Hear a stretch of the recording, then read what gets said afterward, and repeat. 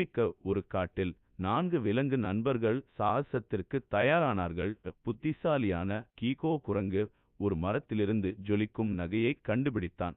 நாம் தொலைந்த சொத்தை பெற்றிடலாம் பாகுபாடு என்று உதிர்ந்தான்.